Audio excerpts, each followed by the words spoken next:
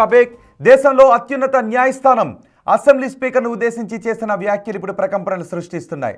ఫిరాయింపు ఎమ్మెల్యేల విషయంలో నిర్ణయం తీసుకోవడంలో జాప్యంపై ఆగ్రహాన్ని వ్యక్తం చేసింది సుప్రీంకోర్టు.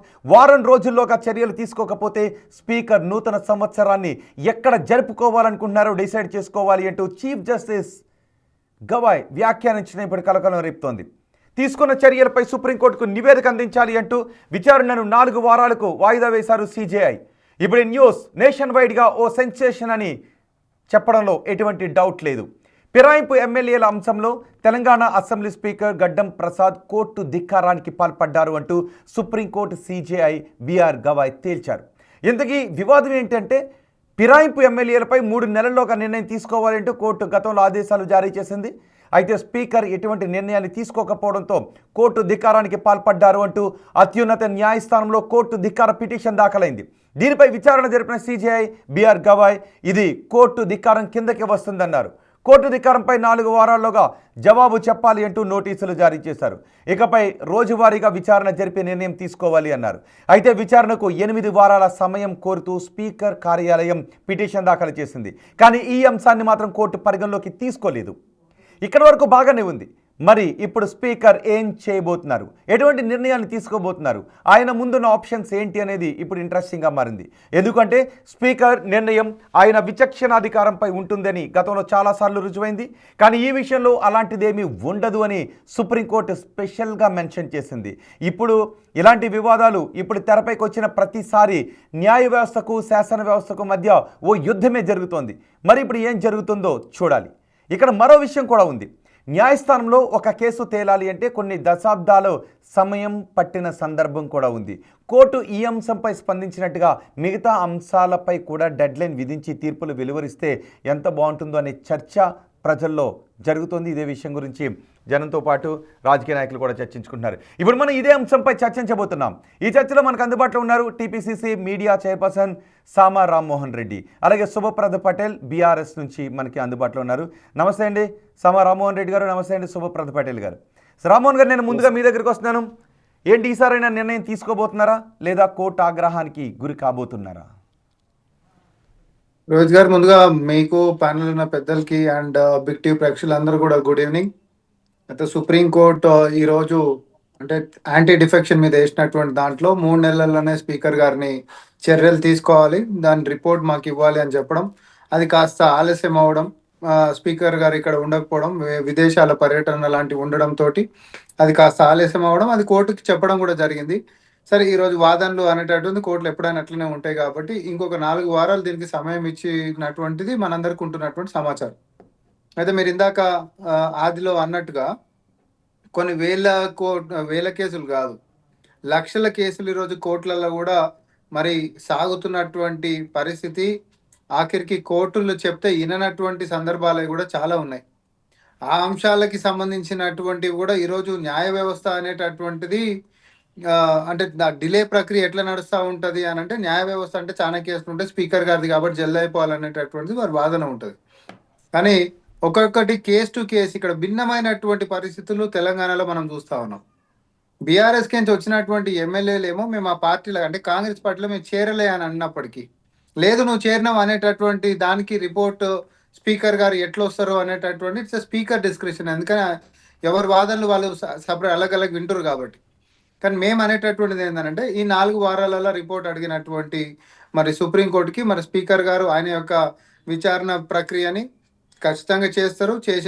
నిర్ణయాన్ని తీసుకోవడంలో జాప్యం గురించే కదా మీరు ఫిరాయింపులకి పాల్పడ్డారు, ఫిరాయింపుల చట్టాన్ని ఉల్లంఘించారు అని మీరు అభిప్రాయపడుతున్నారా లేదా? సో లేదు అని నేను నమ్మాను, నా ముందున్న సాక్ష్యాలు అదే అంటే మీరు తీసుకోని అవసరం లేదు ఇది అని మీరు తెలియచేయచ్చు. కానీ మీరు డిలే చేస్తున్నారు, నిర్ణయం తీసుకోవడంలో డిలే చేస్తున్నారు. రెండోది, సుప్రీంకోర్టులో ఉన్న కేసుల గురించి కూడా చాలాసార్లు వాదనకు వస్తూ ఉంది.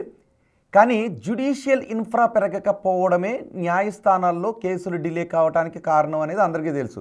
సో ఎన్ని కేసులు ఉన్నాయి, దానికి సంబంధించిన జడ్జెస్ లేరు, దానికి సంబంధించిన కోర్టులు లేవు, అందుకే కోర్టుల్లో డిలే జరుగుతుందని. అంతేందుకు ఇప్పుడు నేను మీ బిగ్ టీవీ ద్వారా ఇది కూడా చెప్తా ఉన్నా. ఇప్పుడు ఈ November 24th చీఫ్ జస్టిస్ గారు మారుతున్నారు సుప్రీంకోర్టు. అంటే ఈ రోజు ఆర్డర్ ఇచ్చినటువంటి జడ్జి గారు ఎవరైతారో గవాయ్ గారు, ఆయన ఈ November 24th ఆయన పదవీ కాలం అయిపోతుంది. అవును. సో ఆయన ఆయన ఆయన ప్లేస్ లో మన ఎవరు సూర్యకాంత్ గారు వస్తున్నారు. సో మళ్ళా ఇట్లా జడ్జి మారినప్పుడు మళ్ళీ అప్పటి పరిస్థితి ఎట్లుంటది ఏంది అనేటట్టు, ఎందుకంటే ఆయన కూడా మళ్ళీ మొత్తం వినవలసి వస్తుంది కదా ఉమ్, కేసు అంతా. ఉమ్. ఆయన మొత్తం వినవలసి వస్తుంది. సో ఇవన్నీ ఏంటిది అంటే కోర్టులలో సేమ్ ఈ ప్రక్రియ అనేది ముందుకు పోతా ఉంటది. బట్ లెటస్ ఈడ భిన్నమైనటువంటి కేసు అని నేను ఎందుకు అంటున్నా అంటే, అరే మీరు అవును సార్ మేము జాయిన్ అయినాం, మేము అందరం కలిసి జాయిన్ అయినాం అని అంటే అదొక లెక్క. హ్మ్. లేదు మేము కలిసినాము, మా అభివృద్ధి పనుల కోసం కలిసినాము, కానీ మేము జాయిన్ కాలేదు అనేటటువంటిది ఇంకొక లెక్క.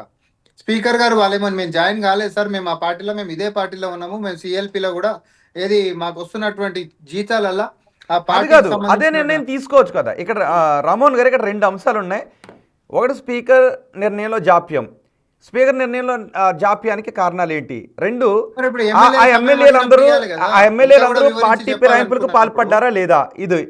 ఇక రెండో అంశం ఎప్పుడు మాట్లాడుకునేదే, న్యాయస్థానాలకు స్పీకర్ అధికారాల్లో జోక్యం చేసుకునే అధికారం ఉందా లేదా అని. ఇక్కడ ఇక్కడ మాత్రం స్పీకర్గా ఇమ్యూనిటీ లేదు అని కోర్టు అభిప్రాయపడుతుంది.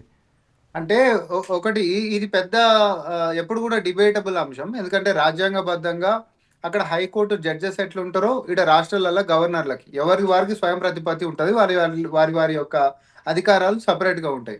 సేమ్ ఇప్పుడు పైన ప్రెసిడెంట్ ఎట్లుంటుందో తర్వాత మనకి చీఫ్ జస్టిస్ కూడా అట్లుంటుంది. జ్యుడిషియరీ ఇది ఏంటంటే అదొక పిల్లర్, రైట్. కానీ జ్యుడిషియరీని అపాయింట్ చేసేటటువంటిది ఎవరు అని అంటే ప్రెసిడెంటే మళ్ళా. అంటే ఎవరు? గవర్నర్ గారి వ్యవస్థనే. గవర్నర్ హైరార్కీలో ప్రెసిడెంట్ వ్యవస్థ. సో రాజ్యాంగంలో స్పీకర్ గారిని నువ్వు ఆదేశించి పని ఇప్పుడు చేయాల్సిందే అనేటటువంటిది మన భారత రాజ్యాంగంలో ఎట్లాంటి ఆర్టికల్స్లో కూడా లేదు. అది సుప్రీంకోర్టు జడ్జిమెంట్లలోనే ఉందని కొంతమంది వాదన. అదే సుప్రీంకోర్టు జడ్జిమెంట్ దేని కిందకి వస్తుంది? రాజ్యాంగాన్ని అతిక్రమించి రాదు కదా అనే వాదన కూడా ఉంటుంది. ఇప్పుడు ఆ చర్చలకు పోతే కదా, అది వేరే టాపిక్లకి వెళ్ళిపోతాం మనము. ఆ సబ్జెక్ట్ మీద కాదు. అంటే ఇప్పుడు ఎందుకంటే మీరు ఇక్కడ మీరు దేని మీద వెళ్ళబోతున్నారు? న్యాయస్థానాలకు స్పీకర్ అధికారాల్లో జోక్యం చేసుకునేది లేదు అనే వాదననే మరోసారి వినిపించబోతున్నారా? లేదు, ఆమ్, నిర్ణయం తీసుకోబోతున్నాము అని లేదు, తీసుకోబోతున్నారా? విచారణ జరుగుతుందని చెప్పినాం కదా మనం. మనం విచారణ జరుగుతుందనే చెప్పినాం. ఉమ్, విచారణ జరుగుతుందని చెప్పినాం. కొన్ని విచారణ దగ్గరకు వచ్చినాయి అన్నాం. ఇంకో వారం రోజులలో అయిపోయేటటువంటి విచారణ కూడా ఉన్నాయని కూడా చెప్పినాం. సో ఆ విచారణ అనేటటువంటి అప్డేట్ ఇక్కడ మనకేమి, నీకుందా హక్కు నాకుందా హక్కు అని చెప్పి మేము బీజేపీలో కోసం తొండికి మాట్లాడడానికి లేదు కదా బీజేపీ లాగా. మేము మనకంటూ కొన్ని పిటిషన్స్ వచ్చినాయి యాంటీ డిఫెక్షన్ మీద, దాని ఉమ్. మీద విచారణ అనేటటువంటిది చేస్తారు. అవును ఇప్పటికే ఆలస్యం అయిపోయింది, ఇప్పటికే ఆలస్యం అయిపోయింది, జల్దీ కావాలని చెప్పి కంటెంప్ట్ దాకా పోయి బీఆర్ఎస్ వాళ్ళు వేసినటువంటిది మనం చూసినాం. అది స్పీకర్ గారి డిస్క్రిషన్, ఆయనకు ఉంటున్నటువంటి సమయము, దాని యొక్క అనుకూలత ప్రకారంగా స్పీకర్ గారి యొక్క అది ఉంటది.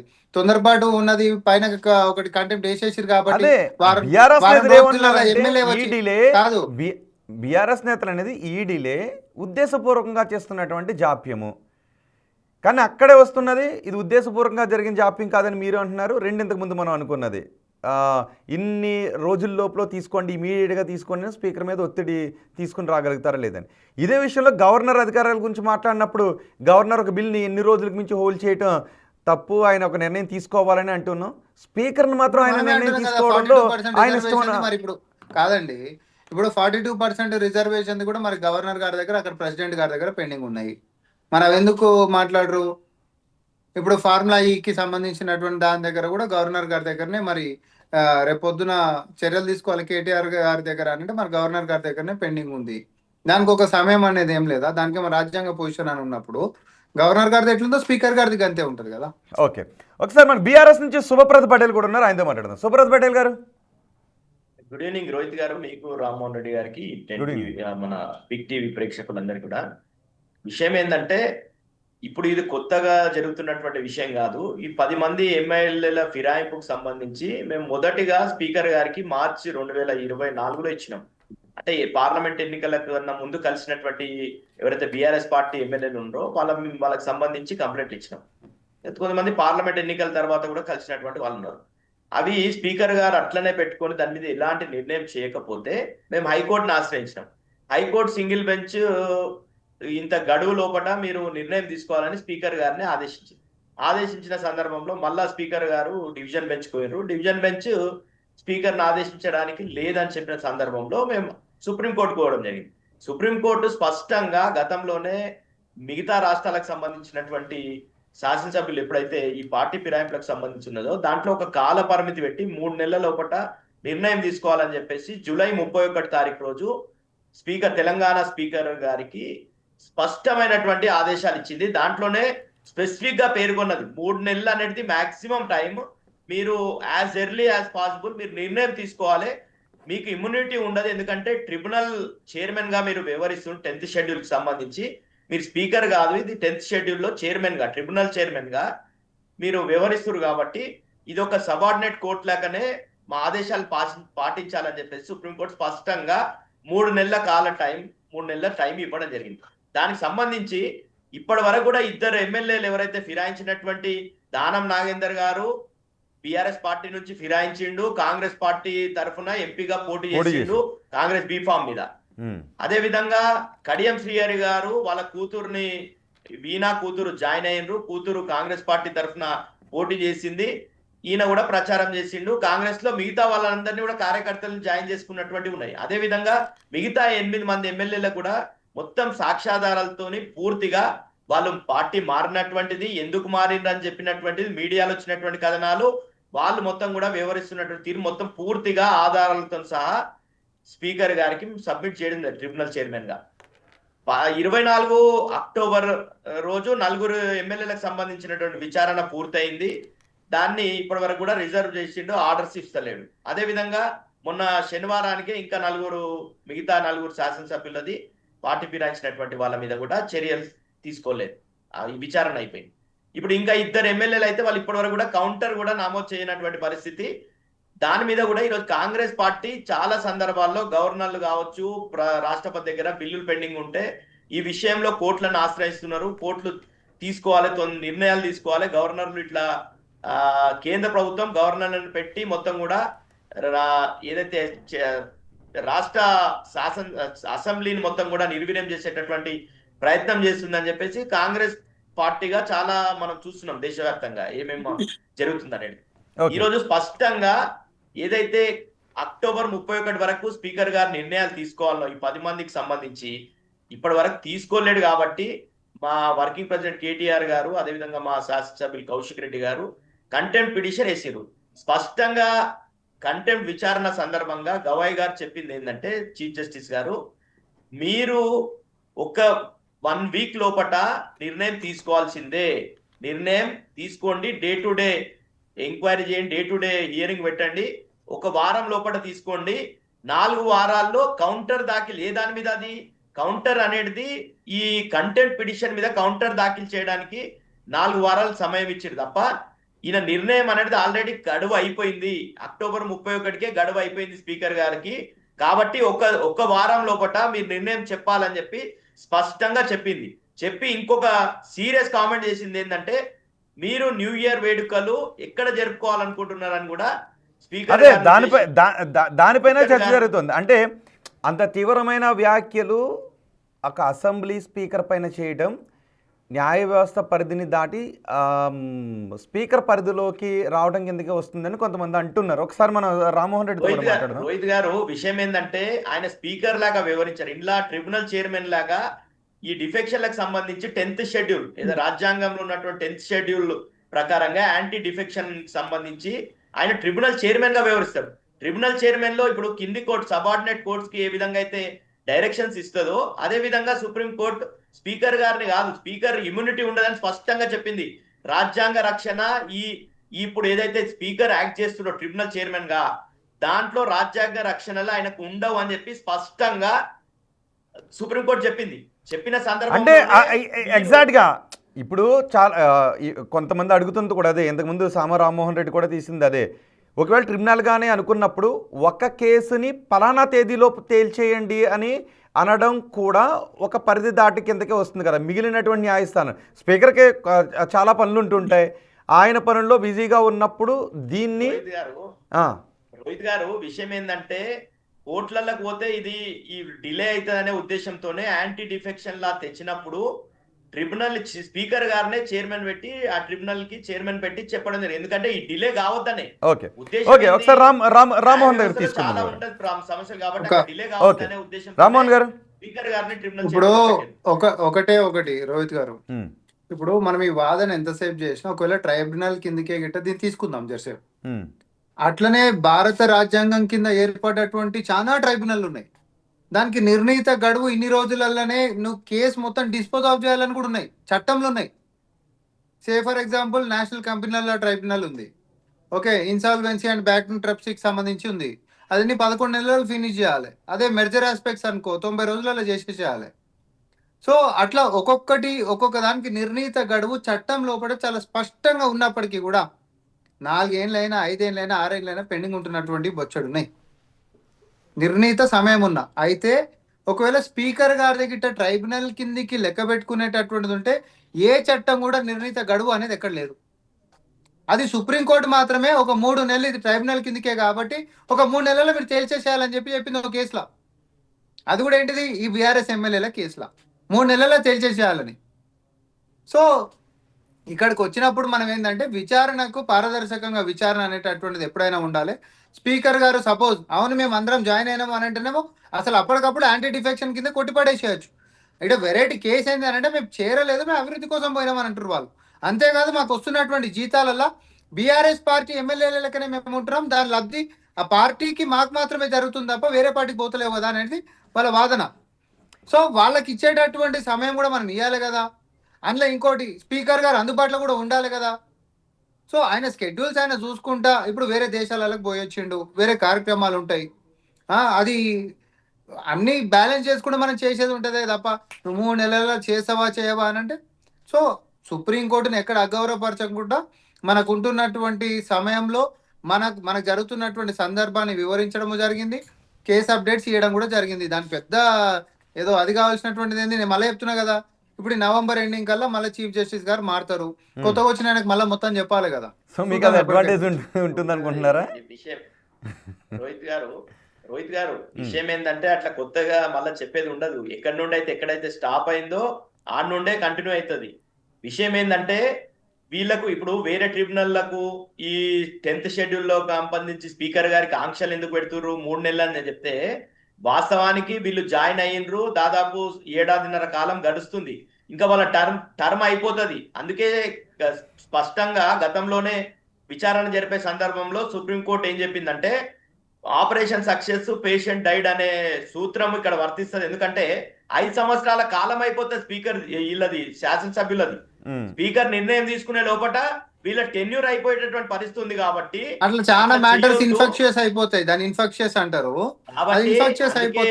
అందుకే అయిపోతే అది రాజ్యాంగ స్ఫూర్తికి విరుద్ధమే అవుతుంది కదా. జాయిన్ అయినని స్పష్టమైనటువంటి ఆధారాలతో ఇప్పుడు రామ్మోహన్ రెడ్డి గారిని నేను స్పష్టంగా ఈ వేదిక ద్వారా అడుగుతున్నా, దానం నాగేందర్ అనే వ్యక్తి మీ పార్టీలో జాయిన్ అయిందా లేదా చెప్పానండి. రామ్మోహన్ రెడ్డి గారిని కాదు, నేను దానం నాగేందర్ గారినా లేకపోతే సుప్రీంకోర్టు జడ్జినా, నేను చెప్పనీకేముంటది? అరే నువ్వు చెప్పని కాదు, నువ్వు పార్టీ ప్రతినిధిగా వచ్చినావు కాబట్టి పార్టీ ప్రతినిధిగా వాళ్ళు చెప్తలేరు ఇప్పటి వరకు. మా టికెట్ మీద పోటీ కూడా చేసిండు చెప్తున్నా, అదేం సీక్రెట్ కాదు కదా. మళ్ళీ ఇప్పుడు అట్లా చేయొచ్చా? మళ్ళా మీరు రాజ్యాంగాన్ని రాహుల్ గాంధీ గారు మొన్న మెయిన్ ఎజెండా అయింది 2024లో వాళ్ళ ఎంపీ ఎలక్షన్ లో వాళ్ళ ఎజెండా అయింది రాజ్యాంగాన్ని పట్టుకొని యాంటీ డిఫెక్షన్ లాని మేము మారుస్తాం, అమెండ్ చేస్తాం, ఎవరైతే ఇట్లాంటి శాసనసభ్యులు కావచ్చు ఎంపీలు కావచ్చు ఎవరైతే ఇతర పార్టీలో జాయిన్ అవుతారో ఇమీడియట్ గా సభ్యత్వం రద్దు కావాలని చెప్పేసి రాహుల్ గాంధీ కాంగ్రెస్ పార్టీని గెలిపిస్తే అయిపోవు కదా, రాజ్యాంగ సవరణ చేసి చట్టం తెచ్చేటోళ్ళం మేనిఫెస్టోలో పెట్టింది. ఈ రోజు అవును, మరి కాంగ్రెస్ పార్టీ అధికారంలోకి వస్తే అయిపోవు కదా. అదే స్టేట్ లో అధికారంలో ఉన్నది మీరే కదా, రాజ్యాంగం మార్చలేం కదా రోహిత్ గారు. కనీసం ఆ రాజ్యాంగం కేంద్రంలో మనం అధికారంలోకి వస్తే యాంటీ డిఫెక్షన్ లాని చట్టం ఏది కొంచెం కట్టుదిట్టం చేస్తాం అనేటట్టు మా మేనిఫెస్టోలో పెట్టినాం అనుకుందాం. మరి మేము అధికారంలోకి రాలే కదా, చేసేటోళ్ళం కదా. కానీ ఇప్పుడు వాదన మొదలు పెట్టింది ఎవరు? 30 రోజులలో కూలిపోతుంది, 100 రోజులలో కూలిపోతుంది, 90 రోజులలో కూలిపోతుంది, ఈ ప్రభుత్వం నిలబడదు, ముఖ్యమంత్రి రేవంత్ రెడ్డి గారు ఎక్కువ రోజులు ఉండరు. ఎవరు ఇదంతా మొదలు పెట్టింది? రామ్మోహన్ గారు అనిపించింది ఎవరు? కడియం శ్రీ అన్నారు ఆ మాట. మేమెందుకంటాం, మాకేం అవసరం?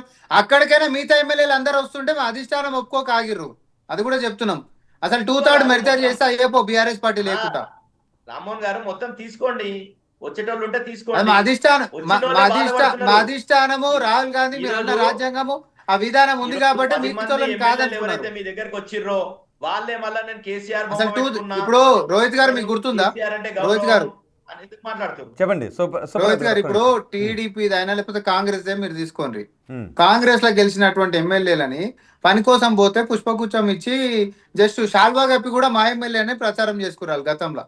అప్పుడు ఎల్పీని ఎవరు విలీనం చేశారా? చట్టబద్ధంగా కదా జరిగింది. అదే నేను ఏమంటున్నా, అది 10th ఒక్కటే షెడ్యూల్ సార్ అలో అందరు చేస్తుంది రాలే, రోహిత్ గారు. 10th ఒక్కటే షెడ్యూల్ సార్ అలో అందరు చేస్తుంది రాలే. 2/3. ఇది చూడండి, ఒకటేసారి అందరు రాలేదు, ఒకటేసారి అందరు పోలేదు, ఒకరి తర్వాత ఒకరు ఇప్పుడు అందరూ 9 ఒకసారి నెలల వచ్చినా దాకా కూడా సాగింది. ఆ పర్సంటేజ్ రాలేదు కదా. 9 నెలల దాకా ఎల్పీని 9 నెలల దాకా సాగిందంటున్నా నేను. బీఆర్ఎస్ తర్వాత ఎల్పీని విలీనం అవన్నీ చేసేంత మేము యాంటీ డిఫెక్షన్ లా కింద చర్యలు తీసుకోవాలని చెప్పి స్పీకర్ గారికి ఆ రోజు మేము పిటిషన్స్ ఇచ్చినాం. ఆయన పిటిషన్స్ ఇచ్చిన రోజు మరి 3 నెలలు ఆ రోజు ఫినిష్ చేయలే కదా.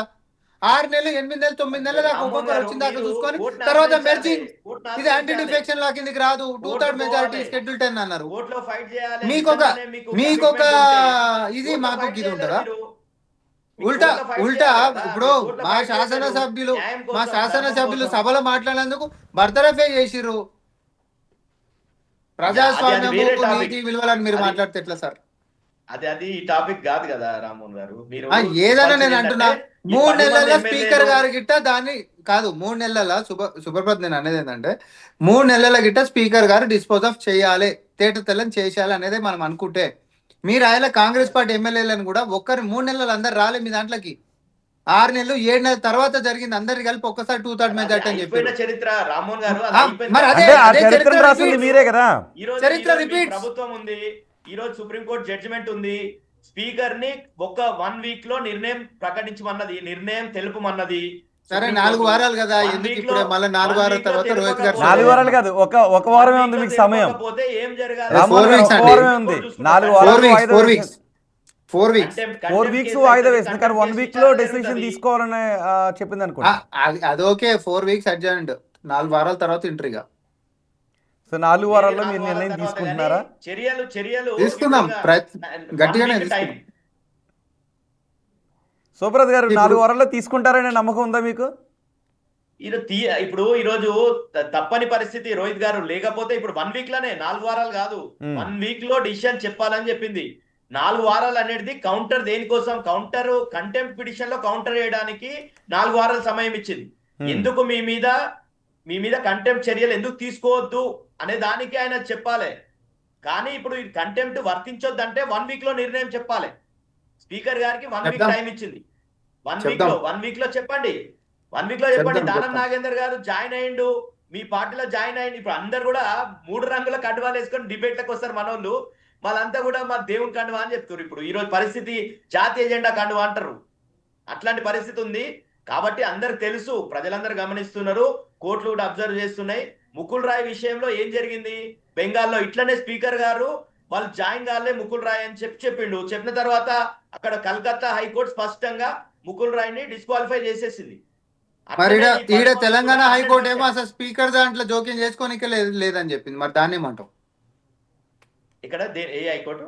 If you want to refer to high court అనుకో, ఒకవేళ జ్యుడిషియరీ హైకోర్టు వరకే మాట్లాడుకోవాలనుకుంటే ఇదే మ్యాటర్ లో అసలు స్పీకర్ గారికి ఆయనకి కావాల్సినంత సమయం ఆయన తీసుకోవచ్చు, ఆయన దాంట్లో మనం జోక్యం చేసుకోనికి లేదని అది చెప్పి సుప్రీంకోర్టు ఇప్పుడు ఫైనల్ అల్టిమేట్ అన్నిటికన్నా అపెక్స్ కోర్టు సుప్రీంకోర్టు. రామ్మోహన్ గారు, అదే నేను కాదంటలేను, నువ్వు హైకోర్టు అన్నావు కాబట్టి నేను ఇక్కడ హైకోర్టు గురించి చెప్తున్నా. మీరు ఒకవేళ రేపు స్పీకరు వీళ్ళంతా కూడా మారలేదు, వీళ్ళు ఏదో ముఖ్యమంత్రి దగ్గర ఓన్లీ అభివృద్ధి కోసం గెలవనికి పోయి అన్నా గానీ 100% డిస్క్వాలిఫై అవుతారు హైకోర్టులో. అది జరిగింది కదా.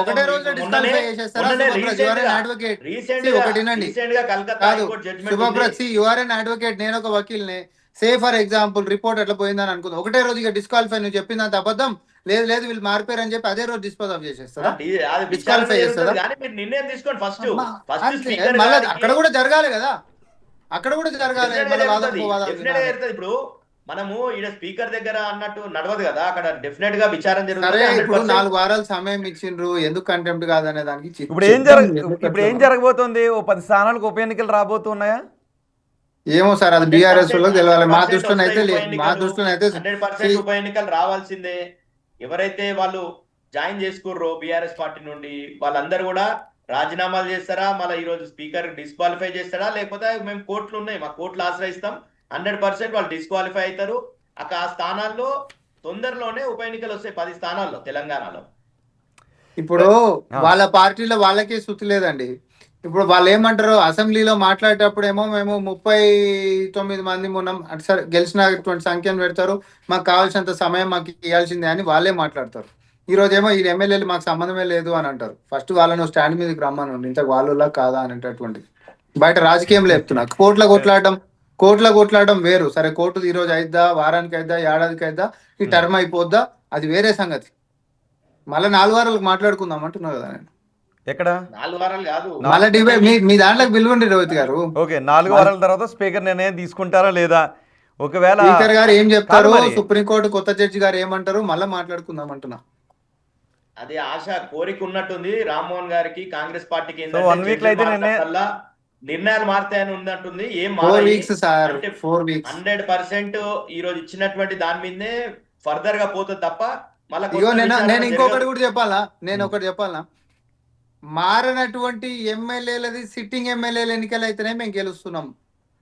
ఇక అది కామా పెట్టి నేను డాష్ నేను కూడా చాలా ఇప్పుడు రామ్మోహన్ అంటున్నా. మీకు అంతా 100% మీకు గెలుస్తాము, ప్రజలంతా మీ సైడ్ ఉన్నారనే ఆలోచన ఉంది కదా. మీకు నమ్మకం ఉన్నప్పుడు రాజీనామా చేపియండి. ఎందుకు మేమెందుకు చేపిస్తాం అబ్బా, మీ ఎమ్మెల్యేలు అని అంటున్నారు అంటే మళ్ళీ గాడికే వస్తావు నేనేమంటున్నా, బీఆర్ఎస్ వాళ్ళము కాంగ్రెస్ కి మాకు సంబంధం లేదని అంటున్నారు. మేము చెప్పనీకే అర్థమైందా? మళ్ళీ జాయిన్ చేసుకున్నారు కదా మీరు, పోయి ఇప్పుడు జాయిన్ చేసుకున్నారు కదా కండువాలు కప్పి. నేను ఏమంటున్నా, అభివృద్ధి కోసం పోయినామని అంటుంటే వాళ్ళు నిజంగా నువ్వు చెప్పినట్టు మమ్మల్ని ఓన్ చేస్తున్నారు. మీ బీఫామ్ మీద పోటీ చేసినప్పుడు ఎన్ఎం శ్రీనివాస్ రెడ్డి గారు చేయాలి అన్న. ఎన్ఎం శ్రీనివాస్ రెడ్డి మహబూబ్నగర్ ఎమ్మెల్యే గారు అభివృద్ధి విషయంలో స్పష్టంగా చెప్తున్నాడు, మాకు ఒక లక్ష్యం ఇచ్చే పరిస్థితి లేదు, మేము ఒక లక్ష్యాన్ని శాంక్షన్ చేసే పరిస్థితి లేదు, ఊర్లకు పోయే పరిస్థితి లేదు, పెళ్లిళ్లకు పేరెంటాలకు తప్ప మేము పోయే పరిస్థితి లేదని NM Srinivas Reddy Congress party MLA శాసనసభ్యులు చెప్తుండ్రు.